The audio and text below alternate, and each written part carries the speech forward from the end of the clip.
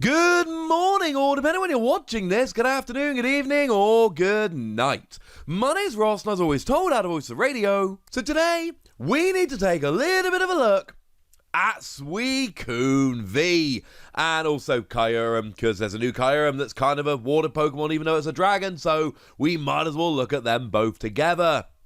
And I really like Suicune V. I am a huge fan. Although other people I've spoken to already apparently disagree with me, and I don't really care. Now, our translation here does come from the lovely Antoine Boulet. Stop me if you've heard that one before. And if we start off having a look at the basics, we got 210 HP, which is... it's about right. For a Pokemon V, it's okay. They go up to 220 generally, 210 is fine. Retreat cost of 2, Air Balloon. I know I say it a lot, but I'm sorry, Air Balloon's like a super relevant card. There's a reason it sees so much play. And the weakness to lightning wouldn't have been an issue if it wasn't for Flaffy getting a print. It's electric, just with a different name and picture. So that's going to make lightning decks pretty good post-rotation, whereas they were looking pretty bad. So I'm not loving the weakness here. But being a water Pokemon does mean you're hitting a decent weakness against things like Victini, which is pretty gosh darn good. So that ain't all bad, ladies and gentlemen. That ain't all bad. But I like the ability and the attack here. The attack here just reads once during your turn. If this Pokemon is in the active spot, you may draw a card. It's draw on a basic Pokemon. But it's not a one-time use it and then it's sat there doing nothing like Crobat. It is actual draw. Now, if we're talking about actual draw on a basic Pokemon V, obviously we've got to compare it to Kricketune. And I hate to break it to you, I hate to break it to myself, quite frankly, but I think if we're looking purely at draw here, Kricketune's better. Now, don't get me wrong, Kricketune draws till you got 3 cards in your hand, draw until 4 if it's in the active. So if you've got, 4 or more cards in hand, Suicune's better, because you still get to draw. The advantage Suicune has is that you can keep drawing as you go. It doesn't matter how many cards you've got in your hand. But whereas Kricketune is better in the active, it will draw you cards sitting on the bench. Suicune will only draw you cards if it is in the active. And also, Kricketune will often draw you more. Suicune can grab you cards no matter how many you've got in your hand, which is cool. But the fact of the matter is, if you can get down to 2 cards in hand, Kricketune draws you 2. 1 card in hand, Kricketune draws you 3. Empty hand, Kricketune draws you 4. If you're playing a card like Rose, for instance, to attach a couple of energy to one of your Pokemon V Max, you got to discard your entire hand. Well, if you've got Suicune in the active, you get 1 card. If you've got Kricketune in the active, you get 4.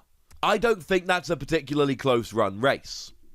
Now, just to be clear, I do still like this. I still think it's a really good draw card. I mean, we all see how much play Oranguru sees. And Oranguru does a lot of different things, don't get me wrong, but one of the things it does is it just gets you an extra card.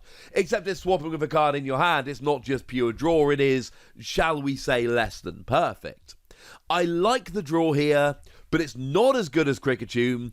I think if I'm just playing a 2-price Pokemon V, because I want draw, I'd rather have Kricketune. Also, the lower retreat cost here is a pretty big deal. But I think when we combine it with the attack, we might be onto something. Blizzard Rondo, whatever that means. 1 water, 1 colorless energy, 20 damage, plus 20 more for each benched Pokemon in play. Yours and your opponent's.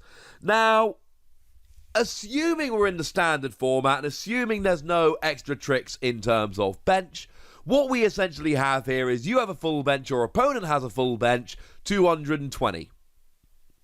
Now look, if Victini V Max as an evolved 3-price Pokemon, hitting 220 against the Pokemon V for 2 energy is good, then Suicune V as a basic 2-price Pokemon, hitting 220 against anything is clearly good. Like, clearly this is a very good attack. Now, there is an obvious counter-argument here, and the obvious counter-argument is, yeah, but Wassy, your opponent can limit their bench. Like, you only hit 220 if your opponent's got a full bench. So if your opponent doesn't have a full bench, basically they can just not bench Pokemon and then they can use that to hurt you. Okay. And that's true, incidentally. The fewer Pokemon your opponent benches, the less damage you're doing. But then, that still seems like a win for me. Like, that still seems to be like your opponent is deliberately hurting themselves to hurt you. And I am definitely okay with that. Your opponent might want to bench a Crobat to draw some cards, but instead they go, oh, that's going to put me in range. I know I'll save the Crobat till later. Brilliant. You wanted to draw those cards. And now you're not drawing those cards. Oh no. You sure showed me in my face. And that's kind of the point here. Either you're doing extra damage, or your opponent is deliberately not benching Pokemon they'd rather be benching. That's still a good thing, ladies and gentlemen. That is still a very good thing. Sure, there might be some decks out there that naturally have a low bench size, but I would argue that they are probably going to be somewhat few and far between. I love this. I absolutely love this. Now, one of my big reservations here is that 220 is perfect. 220 is, like, with a couple exceptions here and there, pretty much any Pokemon V, which means that you're hitting a great amount of damage. But obviously, if your opponent just leaves one bench space empty, then all of a sudden you're not getting that KO, and that's a slight problem. But again, hopefully you can either capture them unaware, or you can get them in an awkward position where they kind of either have to let you have it or they have to hurt themselves. And in terms of energy, we have no reservations here. We've got Frostmoth that can accelerate extra energy, which is really good, but this is also a phenomenal candidate for that new Melanie card coming in Chilling Reign. Melanie lets you attach a water energy from your discard to one of your Pokemon V. Oh look, this is a Pokemon V. And at the same time, you get to draw 3 cards. Kind of like a nerfed welder. So clearly here, you can attach for your turn, play Melanie, draw some cards, and then you're off and rolling. And I love Melanie here. Also, Melanie will attach if you're in the active, do remember. Or Frostmoth, and that means that this can be dropped as a proper surprise. So your opponent might not have the opportunity to limit their bench space because you might already just put Suicune down as a surprise and just go for it. And now, if we look at the drawing a card purely as a bonus on a basic Pokemon with a good attack, I feel so much better about it. I'm giving this between 4 and 5 Wassies. We don't give half Wassies, that would be barbaric. Because at the end of the day, you're doing a good amount of damage for a super easily paid energy cost. You're hitting an alright weakness, even not against Pokemon Vs. You will be hitting pretty much any single prize Pokemon for a one-hit KO, unless your opponent really limits their bench. And you're getting to draw cards while you go as well. No, I don't think it's the best Pokemon V just for drawing. I think that still goes to Kricketune. But I think when you add up the attack and the ability, you are onto an absolute winner here. However, we should also take a little bit of a look at Kyurem. And Kyurem is slightly awkward, but I love this in water decks.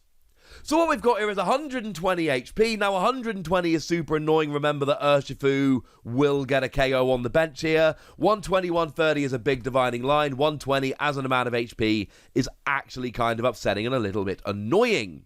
But we don't have any kind of weakness because we're a dragon Pokemon, so I can probably forgive it. Now, we've only got 1 attack here, but it's a bit of a beauty. For 2 water, 1 metal energy, you discard any number of water energy attached to your Pokemon in play and deal 60 damage for each energy card discarded in this way. And it does say energy card, so any card that would count as double energy. So let's say, for instance, you've got a Rapid Strike Pokemon with a Rapid Strike energy attached. That does count as 2 water energy, but it wouldn't let you do 120 when discarded. It would just be a base 60. That would be a great little cheat if it worked, but it doesn't. The thing is, if you're playing a Frostmoth deck, I love this. Because essentially, you use Frostmoth, you attach a whole bunch of water energy all around the field, and then you smash. Like, the biggest, baddest Pokemon we've got around at the moment are things like Eternatus with 340 HP. So if you discard 6 water energy, and 6 water energy, it's not some ridiculous number. It's not like 17, it's 6. It's not that bad. But if you do that, you're hitting 360 damage and they go down. And then you're getting free prizes. I don't know if you can build a deck based around this, although you could try it with Frostmoth, it might work. But I think if you're playing a Frostmoth deck, just the idea of being able to do this is awesome. Now, it is water energy attached to your Pokemon, not your other Pokemon, so you can discard the 2 from Kyurem to do 120. Honestly, the only thing that gives me any reservation about this Kyurem is the fact that it needs a metal energy. And that's a bit of a problem. Oh yeah, and actually we should also mention that Frostmoth accelerates to water Pokemon, this is a dragon, and Melanie accelerates to Pokemon V, and this is a dragon. And now I have a pretty huge reservation. Because when I'm looking at Suicune, I'm like, it's so easy to get 1 extra energy on here. When I'm looking at Kyurem, I'm like, right, well, that metal energy is a bit of a problem. We can play 1 or 2, but that's fewer water energy that we can attach with Frostmoth, and it's a little bit awkward. I'd rather not have to. But then I've got to get these 2 water energy on here. And I have 2 really good ways to accelerate water energy, and neither of them are going to work for this Kyurem. So how am I getting the energy on here? And the answer is I'm probably not, and I'm probably never playing this Kyurem. And that makes me really sad. Sure, if I'm using Frostmoth to accelerate energy, I can just use my attachment for the turn to build up Kyurem, but that's going to take me 3 turns. And if this Kyurem is actually looking like it's going to be a big deal, my opponent is just going to use Boss's Orders and KO it before I can actually get much done with it. Now, you've got stuff like Turbo Patch, but the fact of the matter is, this seems perfectly set up for a Melanie/Frostmoth deck. So you pepper energy all around the field, then you bring in Kyurem for some kind of huge smash, and then you realise it doesn't work with Frostmoth or Melanie. And how are you getting the energy on there? And I said you could try out a Kyurem Frostmoth deck, and you could, but Frostmoth will be putting the energy on other Pokemon to let you do big damage. It wouldn't be putting the energy onto Kyurem. And the fact of the matter is, I'm already playing Frostmoth and probably Melanie as well to get water energy peppered around the field. I'm not going to play some third kind of energy acceleration just to get the water energy on Kyurem, which means it's way too slow and vulnerable to Boss's Orders, and it's actually not going to really see any play. Even though it can, in theory, do infinite damage, it's not going to work. And I'm really sorry about that. I'm giving it 3 Wassies because at the end of the day, it's still got an attack that can do near infinite damage. There is potential there. But I just worry that actually it's never going to work because we've got great ways to accelerate energy, just not to Kyurem. But I want to know what you think. So let me know in the comment section, would you? Go nuts! Be nice! And then make sure you like this video, subscribe to this channel, follow me on Twitter at TheWassie, and Twitch for some live action at twitch.tv/PTCG Radio.